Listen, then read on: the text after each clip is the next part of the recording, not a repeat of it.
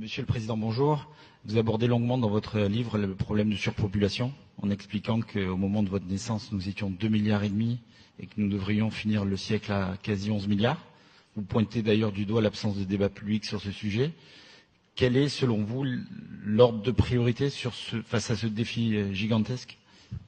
Écoutez, je suis né en 1955, j'ai 64 ans. Quand je suis né, c'était pas si longtemps quand même, il y avait 2,5 milliards d'habitants. 2,5 milliards d'habitants.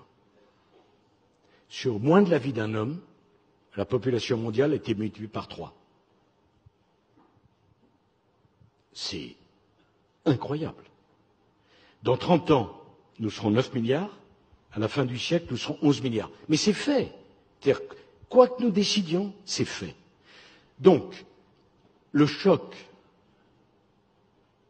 n'est pas un choc climatique. Il y a un dérèglement climatique évident auquel il faut apporter une réponse. Mais le plus grand choc mondial, c'est le choc démographique. Des dérèglements climatiques, le monde en a connu, qui ont conduit pour certains à la disparition de 80% des espèces du vivant. Ce n'est pas pour ça qu'il ne faut rien faire. Au contraire, il faut faire.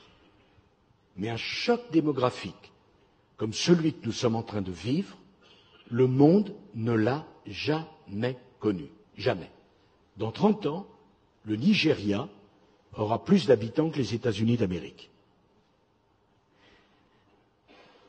Au plus court, la Méditerranée, c'est 780 kilomètres, au moins large. On va passer de 1,2 milliard d'Africains à 2,5 milliards. Donc, je dis, la crise migratoire n'a pas commencé. Elle n'a pas commencé. Elle est à venir. Alors, on peut refuser ça, si on veut. Comprenez-moi. C'est d'ailleurs la première source de pollution, par parenthèse. Parce que vouloir promouvoir le développement durable sans poser la question de l'explosion de la démographie mondiale, ça n'a aucun sens. Je ne sais pas si vous avez été à Lagos, qui n'est même pas la capitale du Nigeria. 22 millions d'habitants. Donc si vous pensez qu'avec le tri sélectif, on va régler le problème de Lagos, c'est que vous n'y avez pas encore été à Lagos. Parce que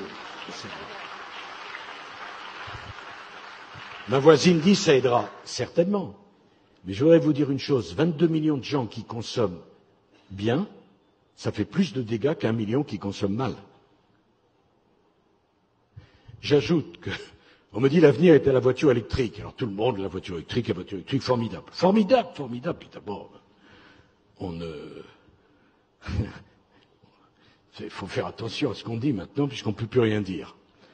Donc, mais je pose quand même une question. La voiture électrique, elle consomme de l'électricité? Non. Bon. L'électricité, il faut la produire. Et donc on a l'Allemagne qui a fait rouvrir toutes ses mines de charbon pour produire de l'électricité. Il y avait un ministre de l'écologie, là, dont j'ai oublié le nom, qui dans la même journée a dit, avec l'autorité, dans 10 ans, il n'y aura que des voitures électriques. Parfait, très bien. Et tout le monde d'applaudir. Et dans 10 ans, on aura fermé la moitié des centrales nucléaires.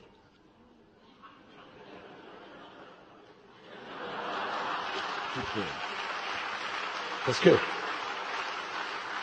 naturellement que les voitures électriques n'ont pas besoin d'électricité, c'est bien connu. Bon. Alors, le sujet démographique est un sujet, mais monumental, tectonique. Et savez-vous qu'il n'y a pas un organisme international qui suit l'évolution de la population mondiale? Il y a en matière d'agriculture une dizaine d'organisations internationales. Est-ce que vous ne pensez pas qu'il conviendrait de toute urgence de poser les bases d'une organisation mondiale qui suivrait l'évolution de la démographie mondiale? Alors, je ne suis pas du tout pour dire qu'il faut un contrôle des naissances, mais au moins, il faut prendre conscience du problème et essayer de le traiter. Déjà qu'on ait des éléments statistiques viables. les Chinois, et on ne peut pas leur donner tort, ils n'ont plus les moyens de payer leur retraite, viennent de décider qu'on ne mettrait plus en place la politique du un enfant. L'Afrique subsaharienne, la moyenne d'enfants par femme, c'est de l'ordre de 5. Donc, si on n'agit pas très rapidement, on va au-devant d'une catastrophe extravagante.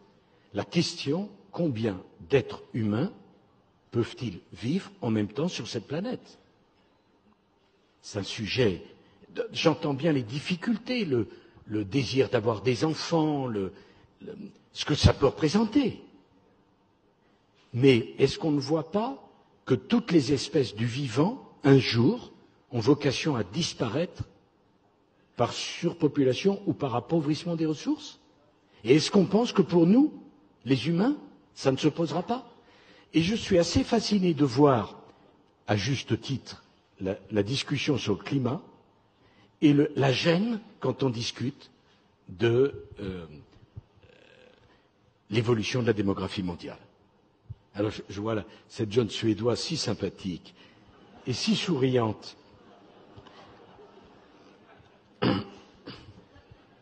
Tellement originale dans sa pensée. Mais la question de cet organisme qui suivrait l'évolution de la démographie mondiale, de la réflexion que nous, les Occidentaux, on doit avoir avant les autres, parce que l'écart entre nous et l'Asie, non seulement ne s'arrête pas, mais ça croît encore. Puisque c'est 4 milliards 800 millions, mais demain, ça sera bien plus. Et dans la foulée, je pense que l'Europe doit de toute urgence se réunir avec l'Afrique pour décider d'un plan d'infrastructure monumental en Afrique, pour essayer d'augmenter le niveau de vie de l'Afrique, parce qu'il semble, je dis il semble, qu'il y ait une corrélation entre le niveau de développement et l'explosion de la démographie. Il semble, enfin en tout cas, c'est ce qu'un certain nombre de gens disent. Et c'est vraiment les sujets passionnants de demain et extrêmement difficiles. Je n'ai pas les solutions, naturellement. Mais ces sujets-là, ils sont tectoniques. Merci beaucoup, Monsieur le Président.